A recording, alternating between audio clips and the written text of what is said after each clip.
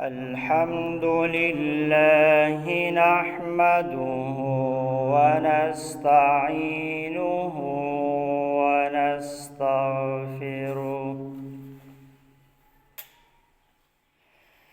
ونؤمن به ونتوكل عليه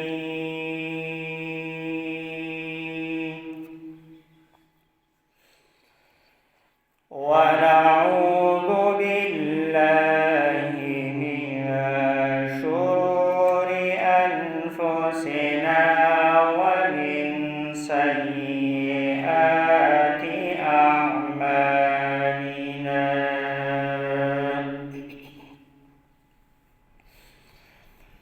من يهده الله فلا مضل له ومن يضلله فلا هادي له وأشهد أن لا إله إلا الله وحده لا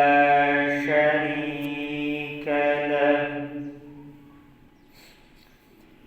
وأشهد أن محمدًا عبده ورسوله أما بعد فأعوذ بالله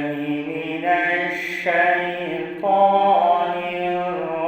الرجيم بسم الله الرحمن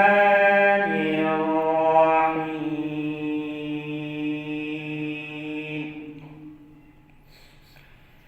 واعف عنهم واستغفر لهم وإذا قلتم فاعدلوا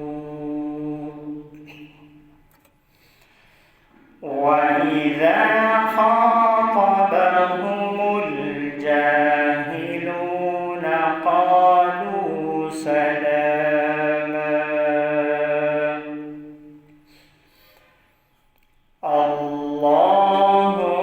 اللهم صل على محمد وعلى آل محمد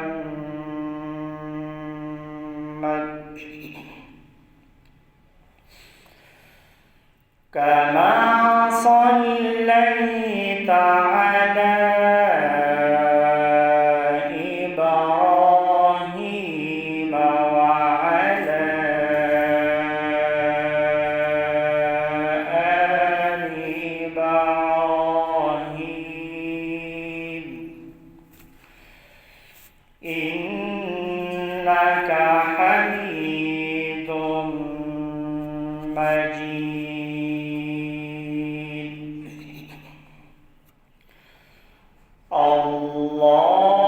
اللهم بارك على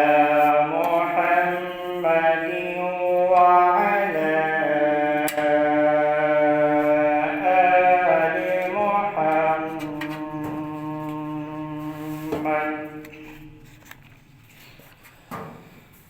كما صليت على إبراهيم وعلى آل إبراهيم إنك حميد مجيد سبحان ربك رب العزة عما يصفون وسلام على المرسلين والحمد لله رب العالمين. اللهم صل على محمد وعلى آل محمد كما صليت على إبراهيم وعلى آل إبراهيم. دوستان عزیزانو، ما ستاسو په وړاندې باندې یو 3 آیاتونه د قرآن ولوستل. په دغه 3 آیاتونو کې الله جل شانه 4 خبرې ذکر کړي. نمبر 1 واعف عنهم واستغفر لهم، چې انسانان معاف کوي او د هغې دپاره د الله نه بخښنه غواړئ. دویم وإذا قلتم فاعدلوا، او چې کله هم تاسو خبره کوئ نو په انصاف سره کوئ، زیاتی او د ظلم خبره مه کوئ. او څلورم دا چې وإذا خاطبهم الجاهلون قالوا سلاما، چې کله د الله بنده د جاهلانو سره مخامخ شي نو د هغې سره به بحث مباحثه نه کوي، صرف سلام به کوي او ځي به دي. نو معاذ دا کو عزیزانو چې موږ تاسو ته ډېرې زیاتې خبرې د دین معلومې دي چې دا د الله جل شانه حکم دی، د هغه د پیغمبر طریقه ده، دا سنت دي، دا د خیر خبره ده. داسې ډېرې خبرې مسلمانانو ته معلومې دي، لیکن افسوس دا ده چې په عمل کې نشته. په دغه خبرو کې یو خبره دا ده چې خلق معاف کول، لکه ابتدا آیت چې ما ولوست واعف عنهم، خلق معاف کوه. نو په دغه خبرو کې دا یو خبره ده چې یعنی خلق معاف کول او د انسانانو نه بدله نه اخیستل.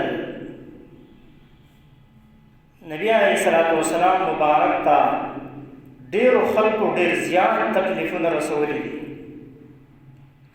او نبی علیه الصلاۃ والسلام خلکو خفه کړی دی، هغه پریشان کړی دی. نبی علیه السلام خلکو خفه کړی دی،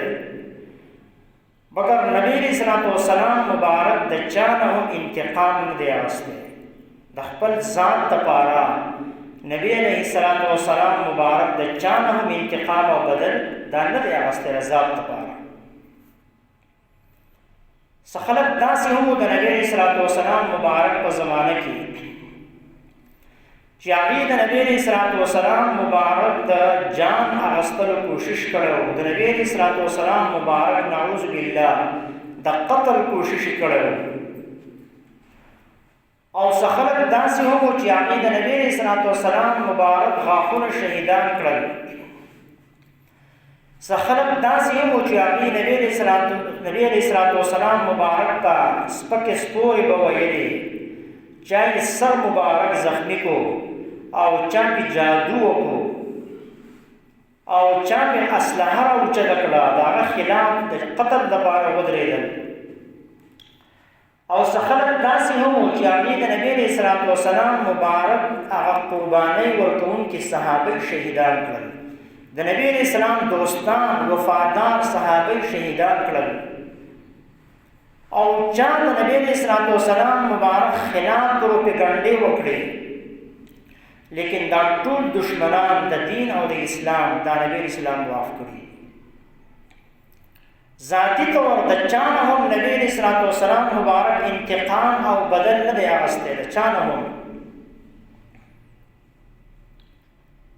او په دې کې زموږ ستاسو لپاره تعلیم دی چې یعنی د چا نه هم انتقام ماخله، د چا نه هم بدل ماخله. دا ستا د پیغمبر سنت دی، دا ستا د پیغمبر طریقه ده، دا دین دی،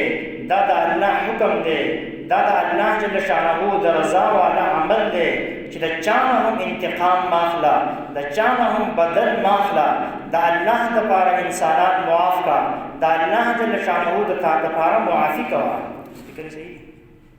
نه کوي کار. نو د چا لپاره هم تاسو انتقام او بدل ما اخلئ. دا د نبی علیہ الصلوۃ والسلام مبارک سنت دی او دا د نبی علیہ الصلوۃ والسلام مبارک طریقه ده. لیکن ډېر په افسوس سره دا خبر کوم چې پښتانه دې طریقې ته تیار نه دي. پښتانه معافۍ ته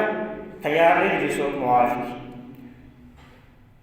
د نوافلو دپاره تیار دي، نفلونو باندې د پاسه نفلونه به کوي او تلاوتونو باندې د پاسه تلاوتونه به کوي او فرایضو باندې د پاسه فرایض به پوره کوي او تسبیح به یې غټې 1500 په لاس کې وي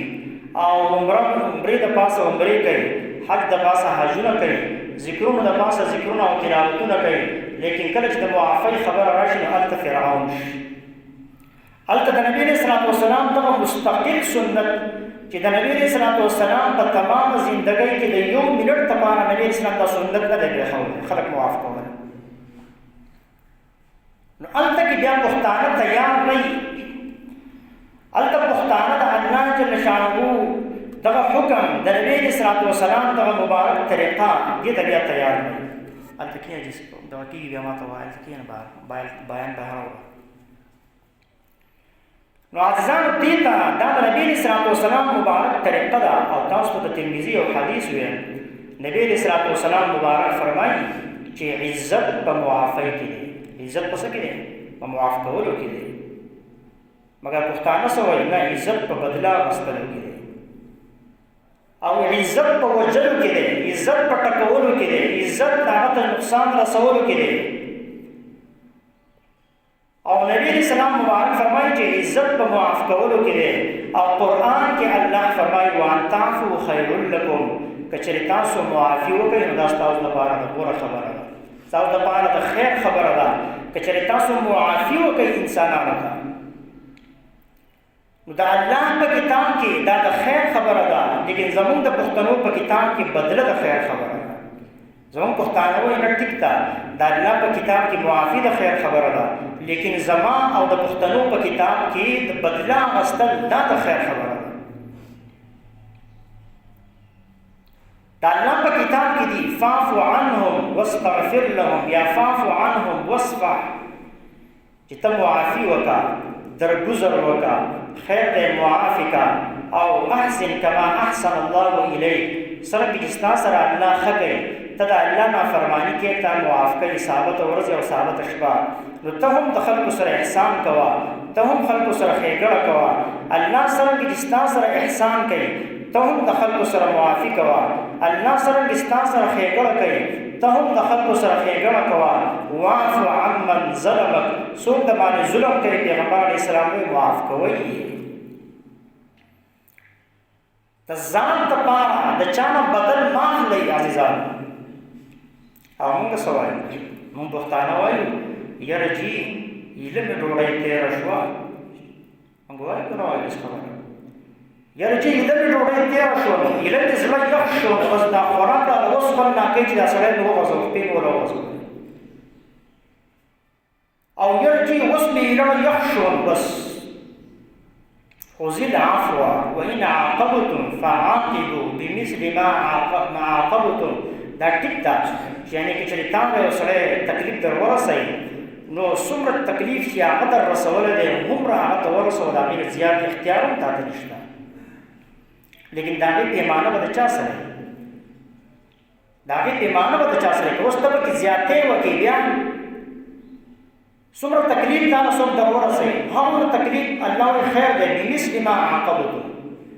تا نه یو سړی تکلیف راورسوي، دومره تکلیف که ته ورسوې دا هم ټیک ده، لیکن ولئن صبرتم لهو خیر للصابرین. که چېرې ته صبر وکړې نو دا صبر د صبر کوونکو لپاره ډېر غوره دی.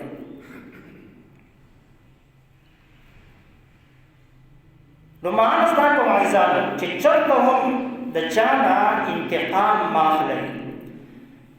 چېرته هم د چا نه بدل مه اخلئ، معافي کوئ د الله دپاره. داسې معاشره کې به ډېر خلک یې هغه ته تکلیف خامخا در رسوي. زموږ پښتانه متل کوي وایي چې په کور کې دوه لوښي وي نو ټنګېږي، خامخا د یو بل سره لږې را لږې ټنګ منګ ترې وځي. نو تب محله کې په علاقه کې وخت تیرې په خاندان کې ترور زامن دي د ترور زامن دي خاندان دي رشتہ دار دي او نور خاندان دي نو خامخا تار به خلک تکلیف در رسي خامخا تار به خلک یو حالت کې تاسو نه پری زمونږ کله کله زمونږ د بنیادو سیوا د جمعات نور څه نشته کنه هر وخت د جمعات ناشته ده هر وخت د جمعات چې دی هغه مدرسه ده هر وخت جمعات دی هر وخت دین کار مونږ خلک نه پریږدي نو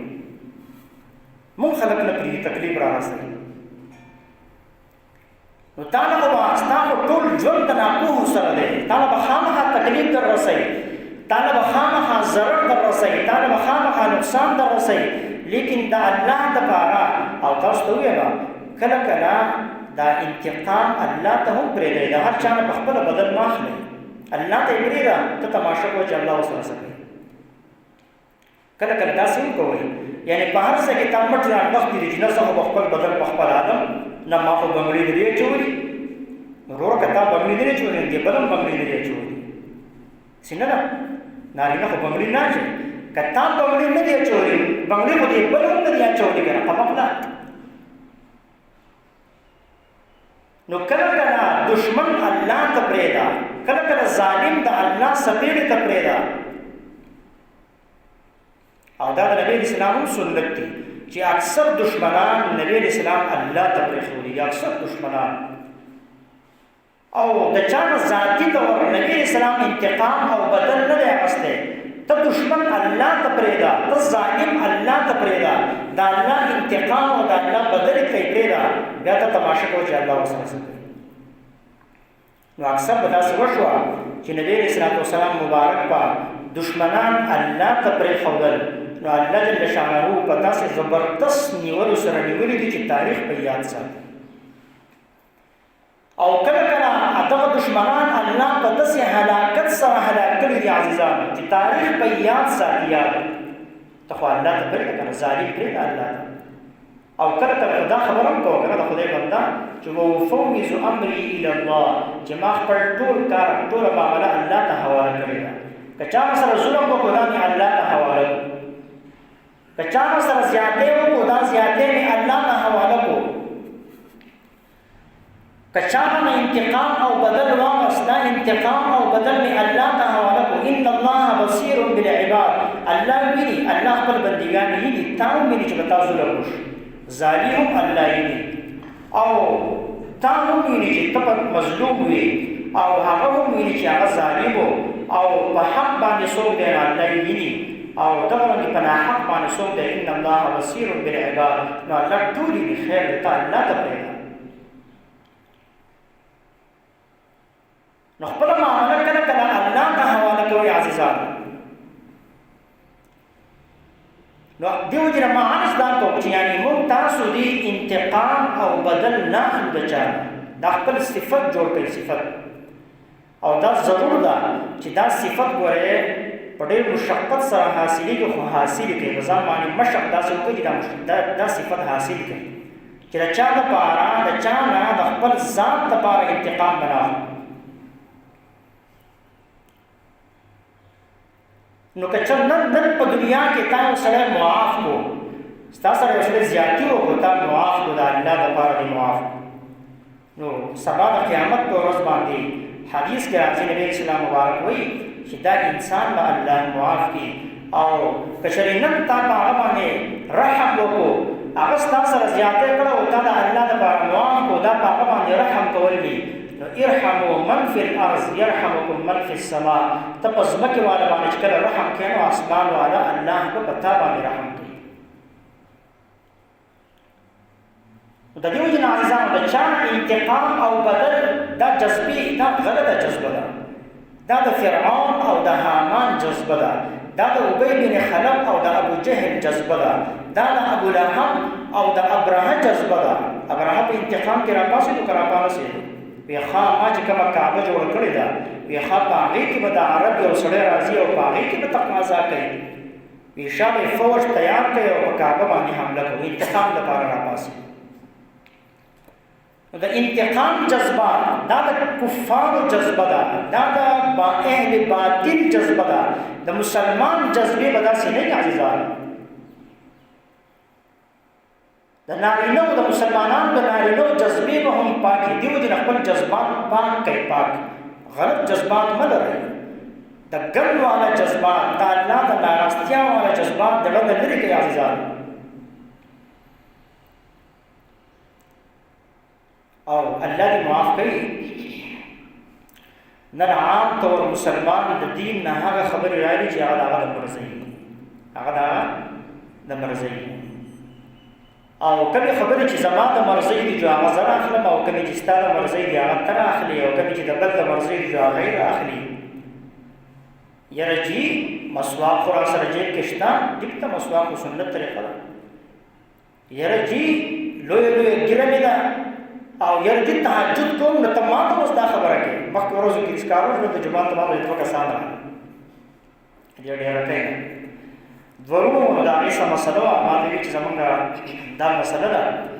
او مونږ غواړو چې د قرآن او د حدیث موافق زمونږ دا فیصله وشي. مې راځئ کښېنئ. ما وړو د ماسپښین سبق وی، هغه طالبانو ته مې تاسو سبقونه وایئ، زه راځم. چې کله کېناستو نو هغه یو چې و نو هغه لویه ږیره او تسبیح ورسره لاس کې او هغه بل چې و نو هغه داسې یعنې سنه شهید غوندې ښکارېده مبارک. چې کله هغې ما خبره واورېده نو هغه ما ویل هلکه دا سیس خو د دې ته کېږي، دا ږیرې والا نه کېږي، دا هغه بل کېږي. ما دا سیس خو د ده کېږي. وی نه نه مولوي صاحب خیال کوه، زه خو تهجد هم کوم او دغه هم کوم، ته خیال وکړه ته به خطا کېږي. ما لکه زه نه خطا کېږم، دا مسله ده چې ته مې په دې کې د ږیرې او د مسواک او تهجد او د لمونځ او دې څه خبره نشته. دا خو حق دی، حق ستا دی یا د ده دی. د خیر دی که د ږیره نشته، خیر دی که د سره مسواک جیب کې نشته، او خیر دی که ستا سره مسواک جیب کې دی، خو دا حق ورته کېږي که نه. وی نه ته به غلطېږي، ته نه پوهېږي. خو چې ته نه پوهېږي که نه، او ما خدای شته یو مضبوط سوک مې ورباندې یاد کړې ساتي، هغه سټ به انشاءالله اوس هم درک کړي. مې ښه زه نه پوهېږم. نو ما عرض کوم عزیزانو چې یعنې کوم زمونږ د مرضۍ خبرې دي، کوم زمونږ په اسلام او دین کې زمونږ یاره جي زما سره خو حق زما دی بس.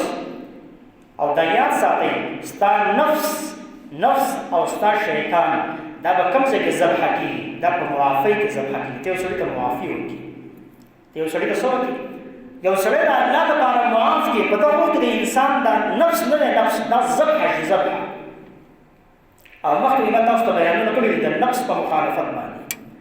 چې د نفس په مخالفت کې هغه لوی تفصیل ما تاسو ته کړی. نو نفس ستا په څه باندې ذبحه کېږي؟ هم په دې باندې چې ته د الله دپاره دا سړی څه کړي؟ معاف کړي. ستا په زړه نه غواړي، ستا زړه کې به انتقام وي، ستا زړه کې به بدل وي چې بدل نه واغستی، لیکن دا الله دپاره به معاف کوونکی. او د نبي علیه السلام مبارک د 14 کلنه زندګي د مکې وګورئ. 14 کاله نبي علیه السلام په مکه کې چې تېر کړي دي، نو هغه د معافۍ ژوند دی، خلک یې معاف کړي دي. او بیا د مکې ژوند داسې کفو ایدیکم واقیموا الصلاة، عام مسلمانانو ته هم دا حکم و چې تاسو خپل لاسونه منع کړئ، چاله به تکلیف ضرر نه در رسوئ. یعنې که تاسو یو سړی در رسوئ خو تاسو به نه رسوئ. او بیا د مدینې ژوند د نبي اسلام مبارک وګورئ، کافران یې معاف کړي دي، منافقان یې معاف کړي دي، یهود یې معاف کړي دي. د هجرت په دوران کې نبي اسلام هجرت کوي او د مکې خلکو اعلان کړو چې دا پیغمبر چا موږ له قید تورای وستو صلح خان د هغه په انعام کې میلاوي. یو سړی و سراقه بن نوفل. نو هغه سراقه بن نوفل چې و نو هغه ته دا لار معلومه وه، د مدینې لار ورته معلومه وه. هغه په نبي اسلام پسې شاته لاړو په دې غرض باندې چې دا پیغمبر قید کړم، ویې کړم، رایولم او صلح خان حاصل کړم. نو هغه ابوبکر صدیق رضی الله عنه فرمایي چې کله دې مونږ ته راورسېدو نو سپک یې راخ کړو. چې کله مونږ ته نږدې شو نو دا اس او سره د ده د مینې پورې د سپک یې داسې راخ کړو. نو چغې شروع کړې د الله رسوله ما ته معافي وکړه. نو چې کله الله نبي اسلام ته معافي وکړه نو سپک یې بیا پرېښود، بیا یې اراده وکړه، لالچ خو خراب شی دی، نو بیا یې اراده وکړه، بیا سپک یې راخ کړو.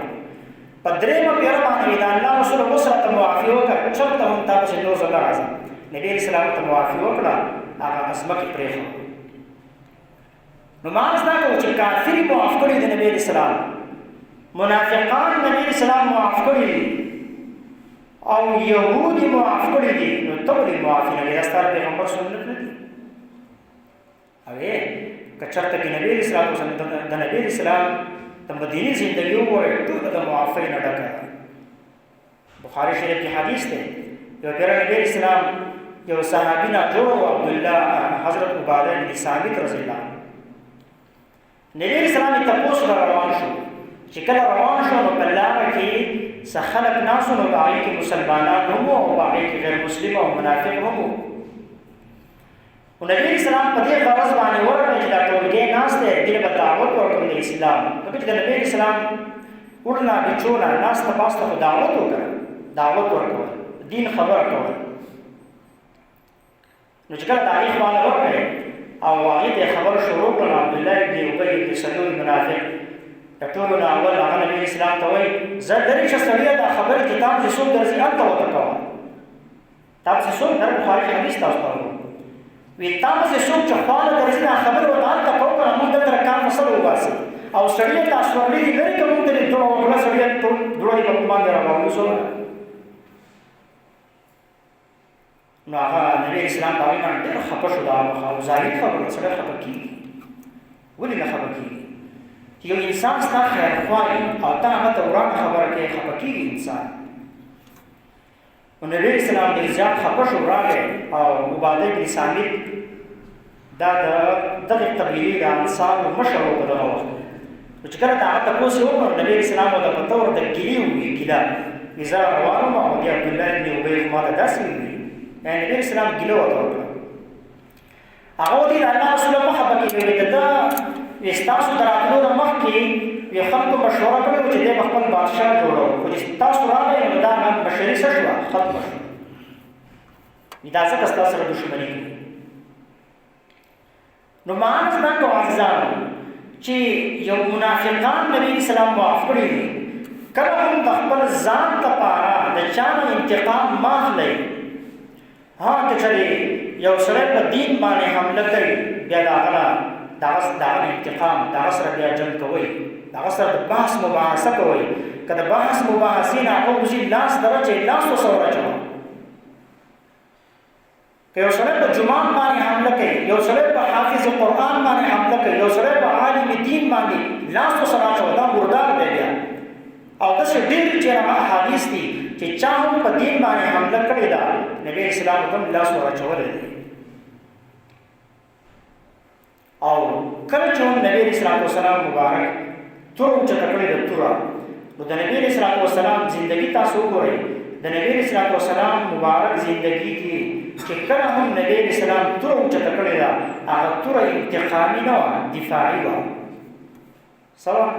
انتقامي توره نبی اسلام نه ده اوچته کړې دفاعي توره یې اوچته کړې ده. د خندق تاسو وګورئ نبی اسلام د مدینې نه چپ چاپېره خندق کوي څه دپاره خپله دفاع کوي که نه چې په موږ باندې کافرانو حمله کړې ده خپله دفاع کوي. دغرنګې تاسو غزوه احد وګورئ کافران راغلي مسلمانان مخکې نه دي تللي. تاسو جنګ بدر وګورئ کافرانو مخکې ابتدا کړې ده نبی اسلام مخکې نه دی تللی. غزوه یرموک وګورئ یرموک په هغې کې د کفر د طرف نه ابتدا شوې ده نبی اسلام ابتدا نه ده کړې. دغرنګې غزوه احزاب وګورئ کافرانو ابتدا کړې ده. غزوه خیبر وګورئ کافرانو ابتدا کړې ده نبی اسلام چاته هم ابتدا نه ده کړې ده. نو خپل دفاع کوه لیکن د الله لپاره څه کوه خلک معاف کوه. انتقام د چا نه هم ماخلی عزیزانو د الله لپاره خلق معاف کوي. انګور دې د خواښې نه انتقام نه اخلي او خواښ دې د انګور نه انتقام نه اخلي بدل دې نه اخلي د الله لپاره دې معاف کړي چې زه خیر دی زما انګور ده او جنۍ د ناپوهه د غلطي دې وشوه معافي کړه. دغرنګې انګور دې دا سوچ کوي چې زما دا خواښې مشره ده او بوډۍ ده کمزوري ده او خیر دی دلته دنیا معافیانې زه به خپلې تاسو ته ووایم چې زه اکثر دلته کې داسې ډېرو خلکو نه غلطیانې جومات کې وشي چې د الله دپاره معافي په دې اعتبار سره کوم زه خیر دی بوډا دی زه خیر دی مشر دی زه خیر دی انسان دی بیمار به غلطي ناپوهي به کې شي زه اکثر معافي چې خلکو ته کوم په دغه اعتبار سره نو انګور دې دا وایي چې زما دا خواخې خیر دې مشره د ګوډۍ ده او که دې عمر د زرانه نو زما به سهاري د الله لپاره یې معاف کړه. دغه رنګې ثابت سلامت زوی ما له راکړی دی، زوی راوړی دی ما ته یې راکړی دی. نو خیر دی د الله لپاره هغه معاف کړه. انتقام د چا نه مه اخلئ عزیزان، خواښې دې د انګور نه نه اخلي، انګور دې د خواښې نه نه اخلي. نو معنی زده کړو چې دا د معافۍ د الله نه به موږ کله اختیاروو. پښتنو د معافۍ د الله به کله اختیاروو. موږ نن د انتقام لاره اختیار کړې ده. زما پوله یې وهلې ده، زه به ورله پوله وهم. وایي که نه وایي زموږ دا ځینې ده وایي ښه تاسو به راسره وایئ. زما پوله یې وهلې ده، پوله به ورله وهم. ما دې ونه وهلې ده، ونې به ورله وهم. زما ماشوم له ډب ورکړی دی، د هغه ماشوم له به ډب ورکوم. او ما ته یې کنځل کړي دي، زه به ورته کنځل کوم.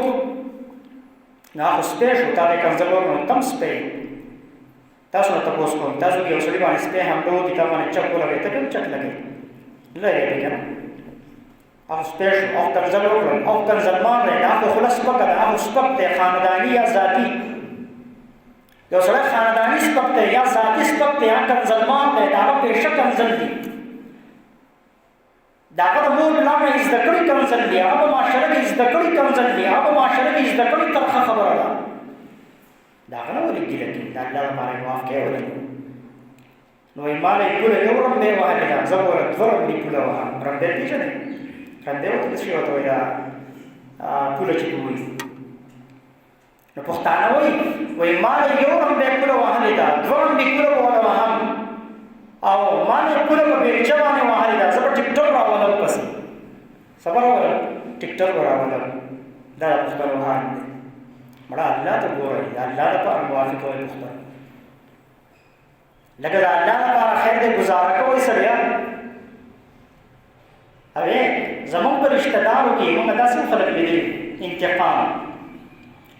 ما عرض وکړو که نه چې همیشه دپاره موږ پښتانه چې قدم اوچتو نو انتقام دپاره، د بدل دپاره. که چېرې په خاندان کې یو جینۍ زموږ واده شي او د هغه جینۍ خاوند د څه ضرورت نه یا د څه مجبورۍ نه یا یو زنانۍ خوښه شي د هغې سره نکاح وکړي، نو موږ څه وایو؟ ها دا زما د خاندان په جینۍ باندې نکاح وکړو، واده وکړو، نو زه به بې هم کوم، زه به بې هم کوم. نو ستاسو ته وایم قرآن کې الله پاک چې د واده مسله ذکر کړې ده، نو څه وایي؟ مجبوري ذکر کړې ده چې مجبورۍ کې به دویم واده کولی شي، بلکې څه وایي؟ فانکحوا ما طاب لکم من النساء مثنی وثلاث ورباع. چې تاسو د هغې زنانو سره چې تاسو ته خوښې راشي، خوښې الله د خوښې خبره ذکر کوي پښتنو. الله د مجبورۍ خبره نه ذکر کوي چې ستا مجبوري وه چې دویم واده کولی شي. الله د خوښې خبره ذکر کوي. یو زنانه دې خوښه شوه، فانکحوا ما طاب لکم، تا ته یو زنانه خوښه شوه، دوو سره نکاح وکړه، دریو سره وکړه، څلورو سره وکړه. دویم واده خو څه ګناه نه دی ورو، لکه پوهېږې زما په خبره باندې؟ دویم واده خو څه ګناه نه دی که نه؟ هغه چې دا دویم واده وکړو دا الله خوشحاله کړو. دا دویم واده ځکه چې زنانه ګڼې دي په نسبت د نارینهو. زنانه په نسبت د نارینهو ګڼې دي، زیاتې دي. فطري خبره ده، ځکه چې الله پاک هر نارینه ته د څلورو حکم یعنې اجازت د څلورو ورکړی دی. دې نه معلومېږي چې زنانه زیاتې دي، نارینه کم دي. نو هغه چې دا دویم واده وکړو دا خو الله خوشحاله کړو، او ته چې دا انتقامي دویم واده کوې ته الله خفه کوې. دا تر الله رضا دپاره نه کوې، څه دپاره کوې؟ انتقام اخلي. ها زمونږ د خاندان په جینۍ باندې په قلاره کښېنه مړه، په قلاره کښېنه. ها زمونږ د خاندان په جینۍ باندې دویم واده زه به بیا کوم. دا جدا خبره ده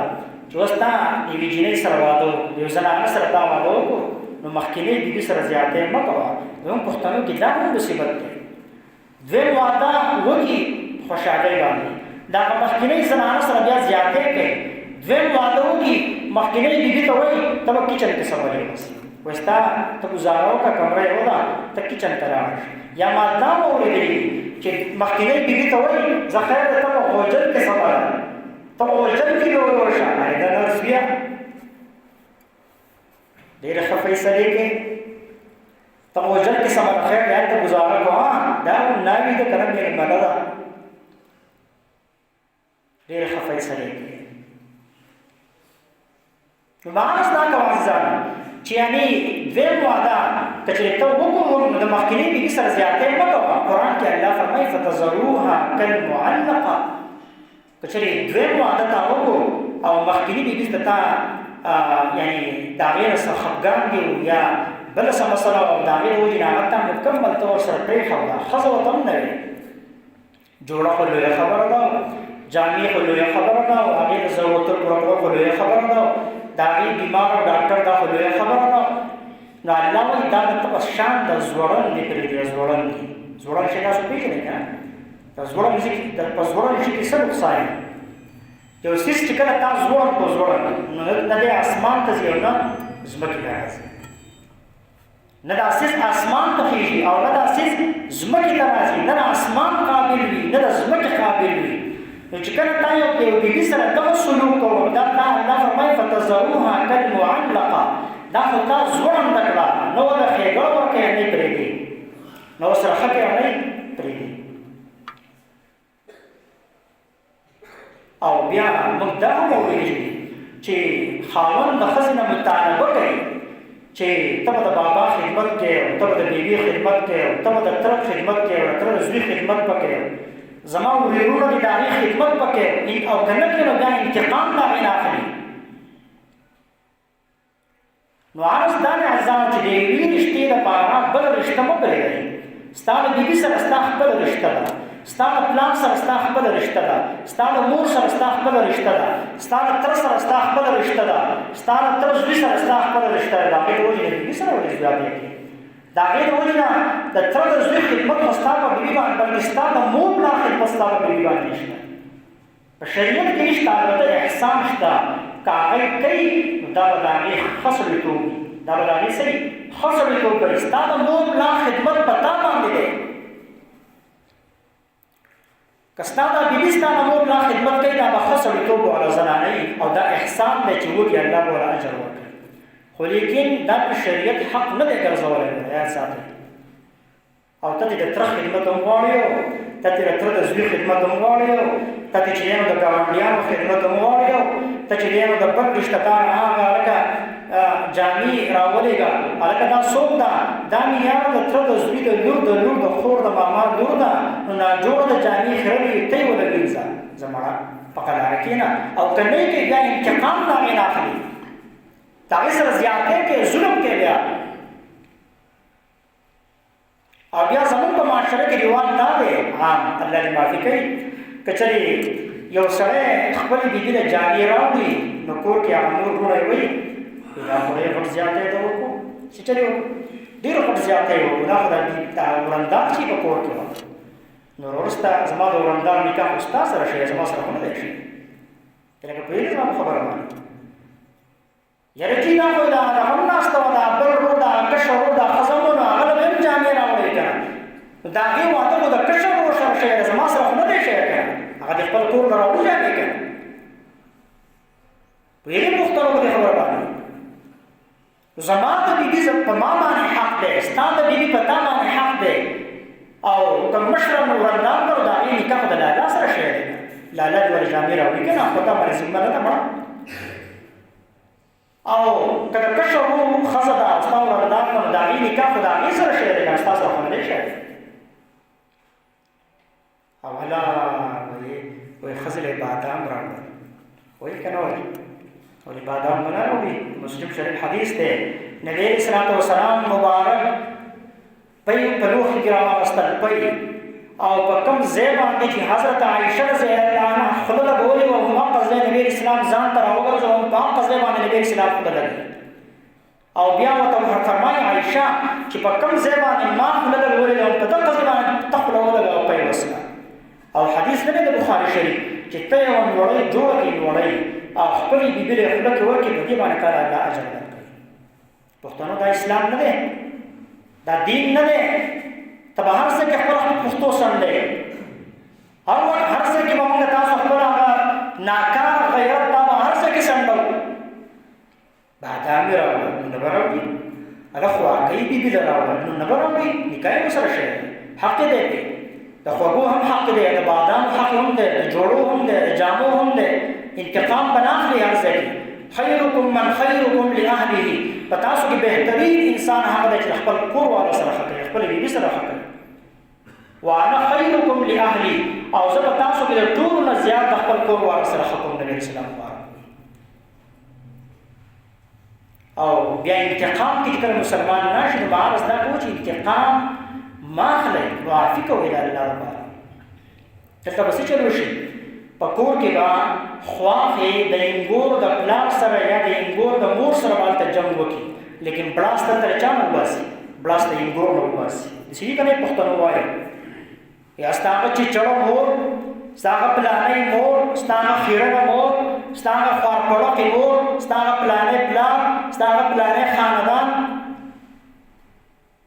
د خدای نه یېرېږي دا زمانه دا خواښې د خدای نه یېرېږي چې جنګ خو دې د هغې د مور سره وکړو جنګ خو دې د هغې د پلار سره وکړو جنګ خو دې د انګور د رور سره وکړو جنګ خو دې د هغه په خاندان کې چا سره وکړو بلاس د انګور نه وباسې قمقلې بې خوند دي د انګور نه انتقام اخلي دا سراسر ظلم دی او دا بربریت دی او د الله د منشا خلاف او د پیغمبر او د اسلام او د هغې خلاف خبره دغه رنګې خاوند د چا سره خاوند به دغه سره جنګ وکړي د اسخر سره ځکه چې اسخر سره په ډېر کم چې هغه زمان داسې دي چې د خپل اسخرانو سره یې روغه تاسو په دعوې سره دا خبره کوم او که نه نه ووایه پښتنو دا ستاسو د موږ د پښتنو خبره کوم چې ګټه نه ده نه پوهېږم ما بخیر تاسو به خبر پوه شو ما څه وکړي یو کس پرې ووایي زه یې واورم یو کس پرې ووایي زه به یې واورم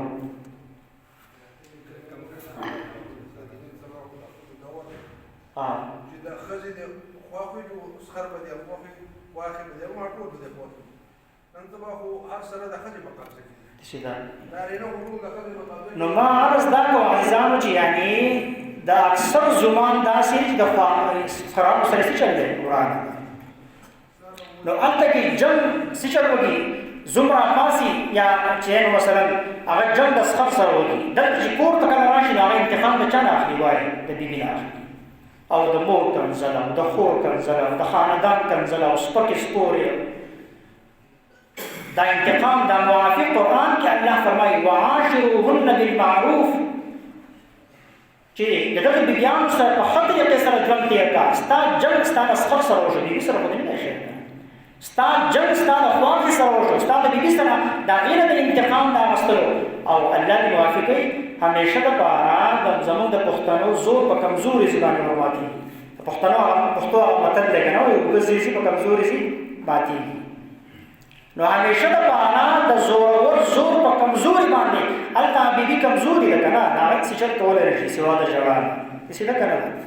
سوا د ژړا نور هېڅ نه شي کولی نو هغه انتقام بدبخته د هغه نه او بعضې علاقو کې داسې هم دي چې ګناه پلار کوي ګناه څوک کوي ګناه پلار وکړي ګناه رور وکړي ګناه په خاندان کې بل وکړي او چې کله جرګې ته کښېني نو لکه سوره به پکې راکړي څه پکې راکړي سوره دا زنانو سره رسول هم نه دی زیاتې خو تا کړی دی که نه ته سوره ولې ورکړې خپله خور خپله لور سوره ولې ورکړې په سوره کې ظلم خو ظالمه تا کړی دی که نه در زنانه پکې د انتقام دا خو د هغې سره ظلم دی دا ته به الله ته نه پیش کېږي نو معاذ دا کوو چې کور کې که هغه غریبه لګیا دوبي کار هغه کوي دغه رنګې د نامبایي کار د پخولو کار هغه کوي دغه رنګې چې یعنې څوکیداري هغه کوي د ګنډلو کار د درزي کار هغه کوي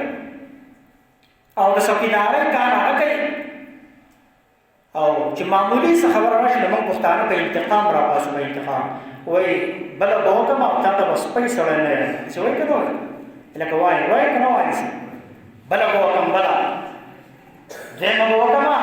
او تا ته به سپی سړی نه وایم وایي دومره لوی فرعون شوی دی دومره لوی حامان غوندې دعوې او لوی خبرې کوي نو معاذ دا کو عذاب ته انتقام نه رجوع وکړي رجوع د ظلم نه منع شي او بیا عام زموږ د پښتنو عادت دا دی چې زموږ غیرت په غلط ځای کې سر راوچتوي غلط ځای کې زموږ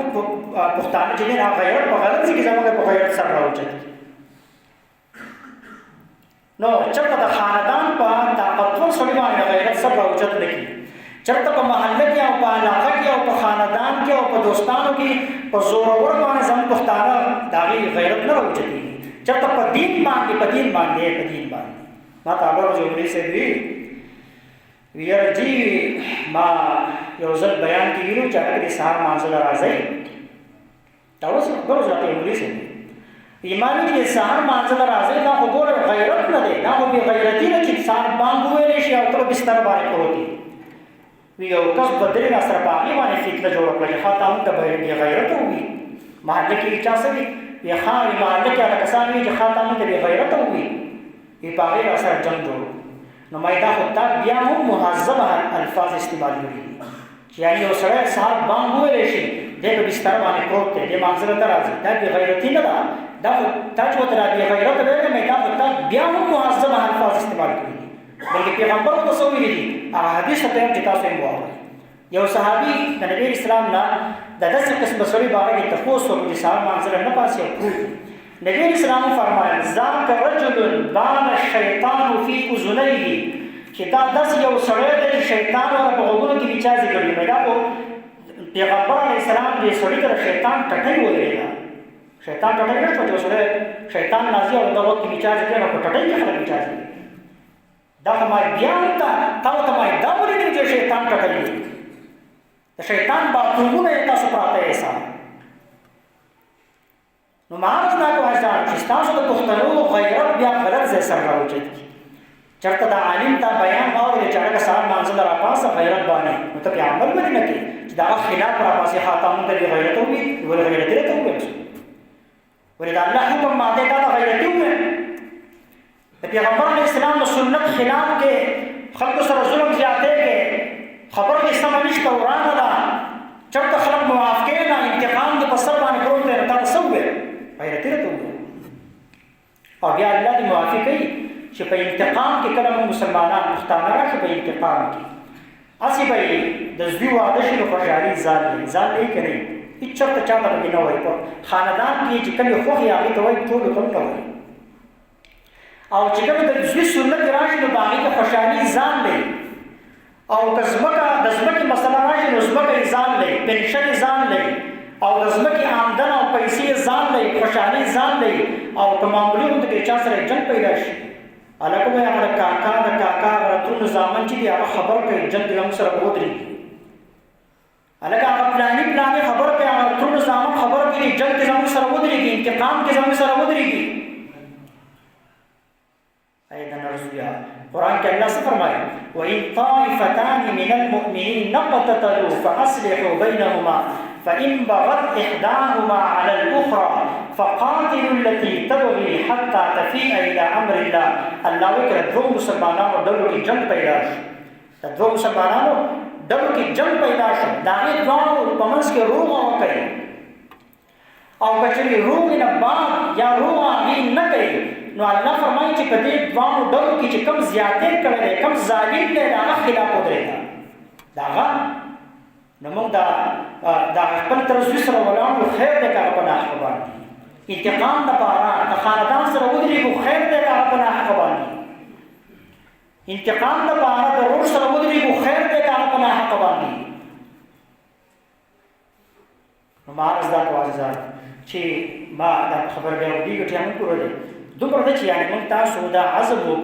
چې د الله دپاره معافي دا صفت دې ځان کې پیدا او د الله دپاره د معافۍ صفت دا ځان کې پیدا کول ضرور مشکل ده، چې کله موږ تاسو په ځان باندې محنت وکړو او دا صفت چې کله موږ حاصل کړو بیا به اسانه شي. نو صحیح ده که انشاءالله څومره چې موږ تاسو جومات کې دا عزم وکړئ چې انشاءالله زه به انتقام د چا نه ذاتي کوم، د خپل ځان دپاره د چا نه به انتقام نه اخلم بلکې معافي به کوم، چا سره زیاتی وکړو معافي د الله دپاره معافي کول زده. واخر دعوانا الحمد لله رب العالمین.